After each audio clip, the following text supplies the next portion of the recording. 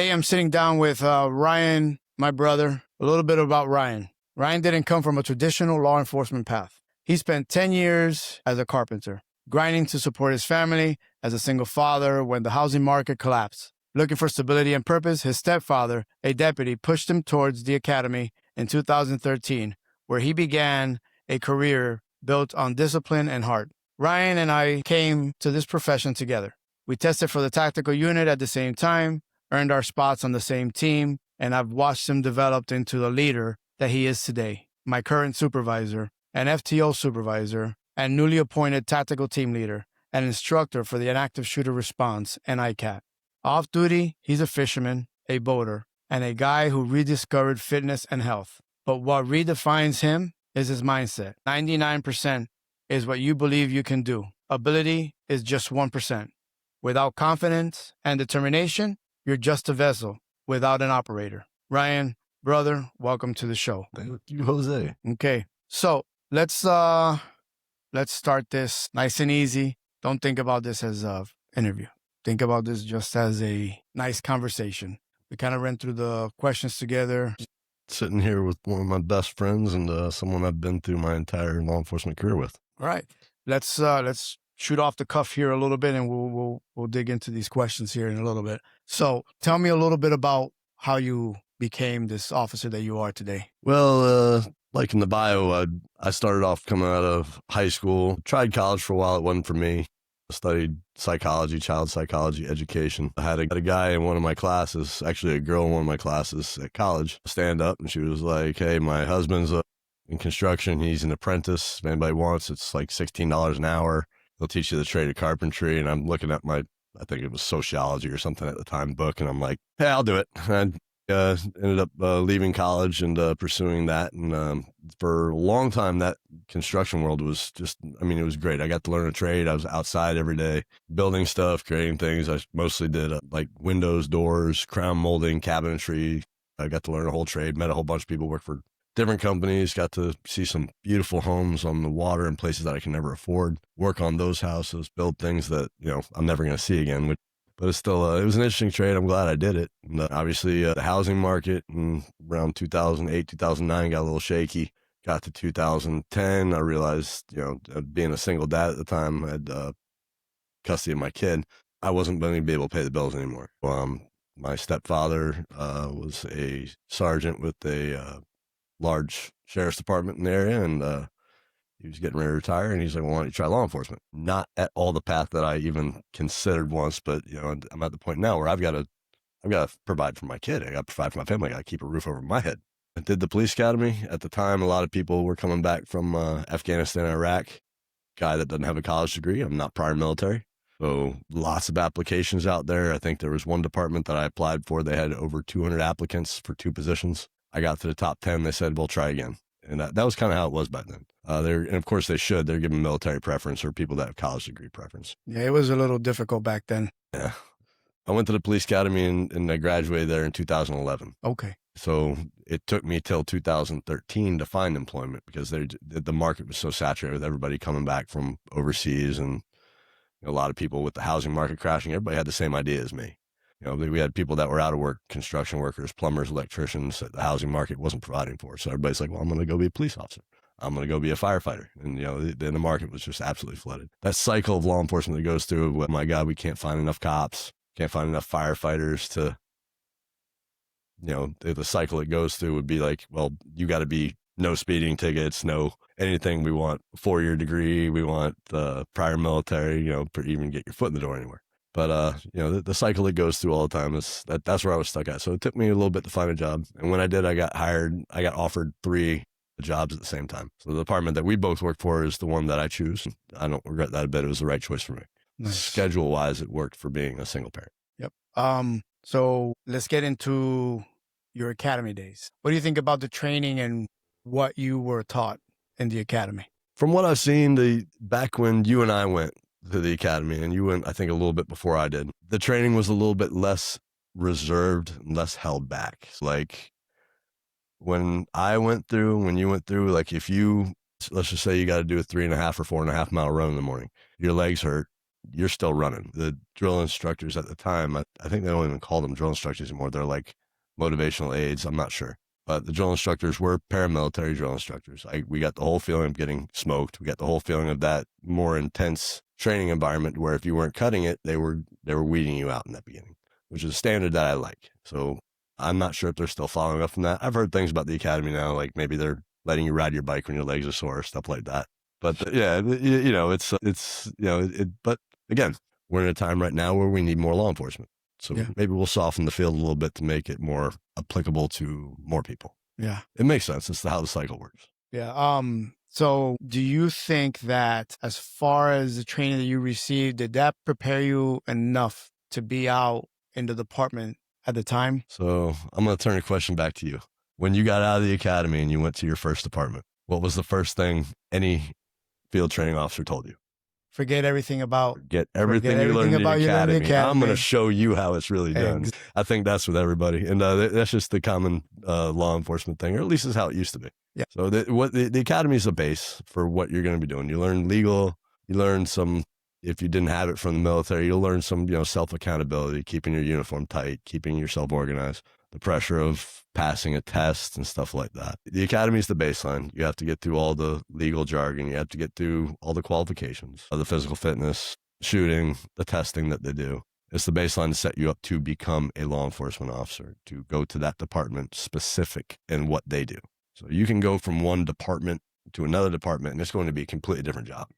Yeah, I agree with that. Thinking back, your FTO, the person that trained you after the academy when you got into the department, was that enough? I was an absolute anomaly when I came into our department. Our department is very unique in a way that we don't do what typically, we do everything a law enforcement agency does, but ours is specifically more set into a different environment. So our department traditionally did not have people that did not have prior experience working for them. They would not hire a cop that came out of the academy. Back then it was. You was. either had 3 years of experience or more, and then you would get hired, correct? So myself and another officer were the first two, I believe, that didn't have either ties to the department somehow, like they put a dispatcher through, or worked somewhere within the department as non-sworn.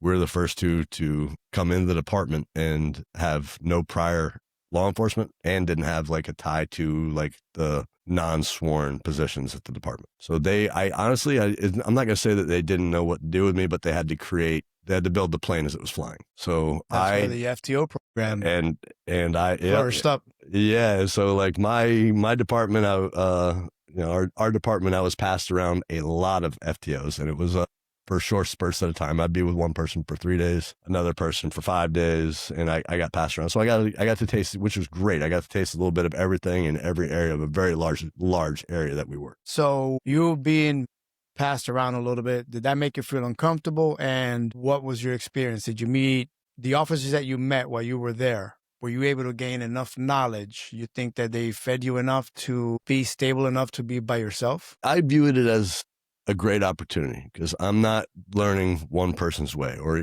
traditional FTO program, you go through 3 FTOs. I got to see a broad range of how people do things differently. None of them being wrong, just different. And that variety, that alternate way of thinking for me was really advantageous because I can't express how much, do I use everything that I learned from everybody? No, but I was able to put so much stuff in my tool bag from so many different people that it really did serve me well.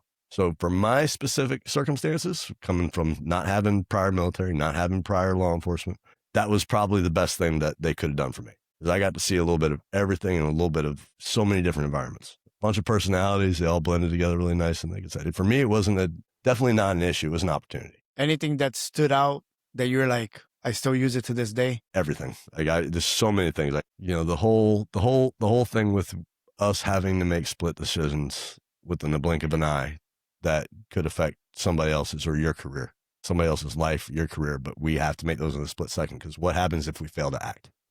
Yeah. It's going to be way worse. You're in a particular environment where you deal with a lot of more juveniles than adults. What is your take on that? The liability is higher. you're dealing with children. Typically the street law enforcement way or working the road and stuff like that. It's different when you're working with juveniles. It's a softer, I wouldn't say a softer approach, but it's more volatile. Do we deal with adults as well? Absolutely. Children are impressible. There's more eyes on us. And of course, anything happens, at least dealing with juveniles, of course, are going to draw more attention. The most precious resource we have is our children. That's true. So fast forwarding a little bit, you learned that SWAT team has a spot. What are your thoughts? What's going through your mind? Talk to me. So I recently learned a phrase. I don't agree with it 100%, but like me feeling I don't feel out of place in the job, but it's a new job and a new career to me. It's very different. The construction world that I came from, we operated on a completely different level. There was no HR, there was no book of conduct, there was no SOPs, there's no any of that.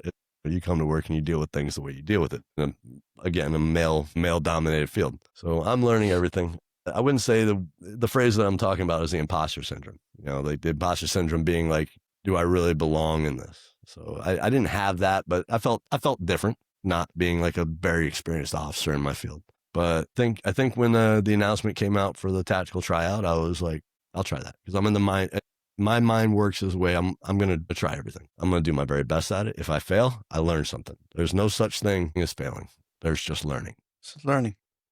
Curve. So it's not, if I do something and I did not succeed in it, guarantee I came out of that learning a lot. And that's going to provide more opportunity for me later for whatever else I want to do.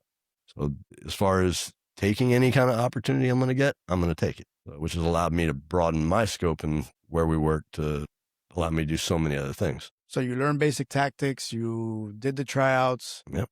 We did the tryouts. Yep. We did the tryouts. We got in. We did what we had to do. And now you're part of the rookies of the team. I got to experience what it's like to be the new guy on the team, as did you. Yeah. And I got to do it with far less experience than basically everybody else did. Man, the experience was amazing. The training is obviously phenomenal. We got opportunities that I don't think you could even get in other departments. The stuff that we got, the stuff that we get to do, the stuff that we got to do. And you do get to be the new guy? Yeah, but that's part of it. Yeah. It's a stepping stone, right? We got to grow somehow. Yeah. And there is absolutely no growth in being comfortable. Yeah. Put yourself in those uncomfortable situations at all times. All times. That's how you grow. That's how you grow stronger. That's how you go better. That's how you learn. You're going to mess up. You're going to fail. And you know what? When you start making those same mistakes over again, maybe it's time to reevaluate what you're doing. But if you're learning from each one of those mistakes that you make and taking all those as opportunities, what more could you ask? Here we go. You become an instructor. Now you're in the team. You have your experience. You get to go to instructor school. You become an instructor. What is your main focus as an instructor? I'm going to blend in a little bit. Like I said, I didn't graduate college, but I did go to college for psychology and education. One of the things that I took away from that, going to school for that, was that no two people will learn the same way. So if I come in as an instructor with the mindset that I'm going to teach this one method, this one way, and if you don't learn it, tough luck. No, there's different ways that you explain things to different people so they get it. So as an instructor, keeping that open mind of, all right, this person's not getting it. What can I do? Because if somebody's not understanding how I'm teaching something and they don't get it and I send them off with a pass on that subject matter, that's my failure. My goal, my intention is to make sure that they get the lesson I'm doing. And if I have to change how I'm teaching to do that, I'm going to do that. Because to me, to be closed-minded and fixed on this one set way that you're going to do it, and if they don't get it, that's my failure. And I refuse to accept that. So you're an active shooter instructor. What is your take on active shooters? What have you learned? What do you try to instill in those officers that you're trying to train? We went over about the mindset of going into a situation. One of the things that I go over in my class, and it doesn't make everybody happy, but it's something that I think is very important, is you have the priority of life. In an active shooter situation, you have several different kinds of people. The people involved are going to be the bad guy. You have us, the police or the law enforcement, and you have the innocent, okay? In a situation where you have that internal instinct of self-preservation, okay, that instinct for you to make sure that you're not hurt, fight, flight, or freeze, okay? The mindset that you have to put that self-preservation away for just a moment, because there are people in there that cannot protect themselves. There are people in there that without you, it's going to get much worse. You have to act quickly. You have to act rationally, use the tactics that we teach you and that we're still learning to get through that the safest possible way. But if you freeze, fail to act, or go the other way, the loss of life, the casualties is only going to increase. And a lot of people might not like that, but if we can get these people through it in training, and we see it. There are people that know that these training rounds, that these scenarios are not real, and that fear, the intensity, the ability to either perform or to freeze is there, even in training. Why do you think they fear so much? What do you think goes through their head? It's a terrifying situation. It's self-preservation. It's the most natural instinct that we have to survive. Through training is where we can overcome that. That mindset of putting yourself with the confidence, knowing that you're going to get through this, you're going to succeed, you're going to eliminate that threat, you're going to make sure that these innocent people, as much as we can, survive. Because our primary goal is them. Yes, you are the most important person in everyday life. I'm the most important person in my everyday life. But at that moment, while these people can't defend themselves, they're going to take priority. Then us. Cool. Tactics-wise and officer-wise, do you think they are adapting enough? Do you think they're retaining enough? Or what do you see that their fault is if they're not retaining? You and I'm not tooting my horn or your horn. We're just people. We're just instructors. We're flawed like everybody else. You and I put on some damn good trainings. Our whole team does. Everybody that we train with, other departments, we put on some damn good trainings. We have the ability to do that training really an often amount to where we are fine-tuning our craft. We're not perfect. We're going to get better every time we do it. Officer-wise, having the ability to do more of it's going to improve them.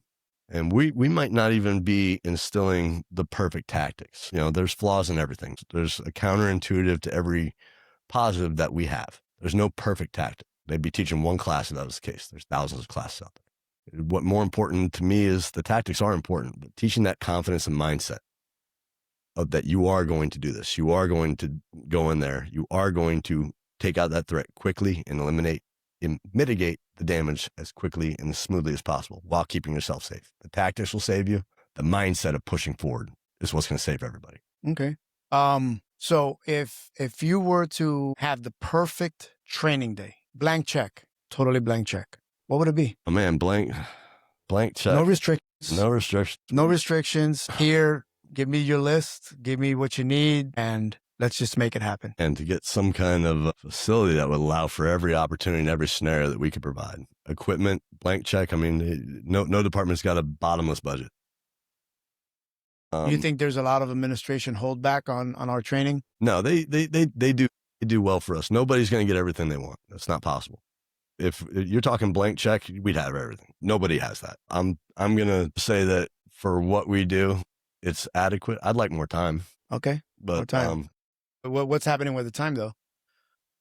What kind of time we're getting? There's never enough time to do this right. If everyone were allowed the opportunity that we have to train, we wouldn't be a specialized unit. So per officer, you think that any one officer gets enough time to train sufficiently to be good at what we have to do at our job? Do you think that the department puts out enough time out there per officer to practice and train? Department's going to give what we all should have to be at our best. It's not possible. We have other things that we need to do besides tactics. There's legal stuff. There's a lot of other stuff that we have to fill in to train with as well, just for our certifications, our accreditations, stuff like that. As somebody that does training, am I going to ask for more time? Absolutely. Am I going to ask for more? Yeah, but is it possible? No. And we do get the advantage sometimes of they give us some extra stuff. Sometimes it's not in the cards because we have other important things that we have to get done that we have to do. And because we have to be on duty a certain amount of time, we can't send everybody to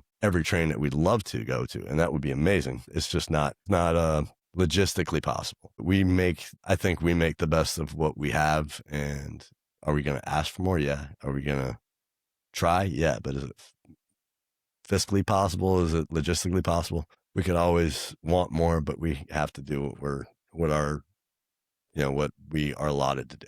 You always want more. Definitely. Always. Yeah. Always want more. Can't have more, but we work with what we got, right? Yeah. And I think for what we have, we do, and our department's allowed us to do a great job. Our program is a phenomenal program. Other people are involved. Other departments are involved. Okay. If you were to give one good piece of advice to a brand new officer that just came into our department, what would it be? Humility. Be humble with how you approach everybody. And I'm not talking about just the general public. I'm talking about your coworkers. I'm talking about that feeling that a new officer would get when They've got their shiny new badge. They've got their status as a police officer. You're still just a person. And that needs to be definitely focused on as far as your interaction with everybody. That badge doesn't make you better than anybody. It's part of your job. If I was a cook at a 5-star restaurant, I'm not going to go sit down next to somebody and start, where I work, you know what I do? Amazing things that I do. No, humility. Be humble with what you do. Be close with whatever God, religion, spiritual thing that you have, enough to understand that pride can hurt any. Take an opportunity to learn from any person. Even if you think that person's not worth something, he's got something to teach you. She's got something to teach you. Be humble in your life. Be humble with your job. Be humble with your experience. And take every opportunity to learn from it. Puffing your chest out is great. It's not a... All right. Real quick, we do a little quick rapid fire for our closing. All right. Let's see. What's one habit that young cops should build if they want to be on a tactical team someday? A habit, man, close your mouth and open your ears. You might know a lot from maybe a different department or somewhere else, but specifically, keep your mouth shut. Again, be humble and learn everything. Even if you don't agree with it, learn everything that we're doing in that unit, in that another unit, wherever it might be. Talk a little less, listen a little bit more. Okay. So last one. Finish this for me. A real operator isn't defined by the gear or title. A real operator is defined by your mindset, your confidence. You can't lack confidence and be the best tactical person you could possibly be and succeed. That mindset of you are going to win, you are going to finish, you are going to succeed, you are going to conquer this is the most important thing that you can possibly have. Well, Ryan, brother, I appreciate you. I appreciate you being here. I appreciate you coming. Yeah, man. A long, crazy drive, but an easy drive. But you know what? I appreciate this is going to be our episode 1, and it's going to start a new beginning for us. We have a lot to do, and I know you'll probably be on this again. Yeah, I'll definitely come back. I'll probably try to be a little funnier next time. Hey, you know what? Maybe next time we're flipped. You get to ask me questions. How's that? Yeah, people tell me I like talking. We got this. We got this. And, brother, it's working with you every day and doing everything we've done for over a decade now has been outstanding. I wouldn't want to go into any kind of messed up situation with anyone else. Seriously. Cool. Cool beans. I love it.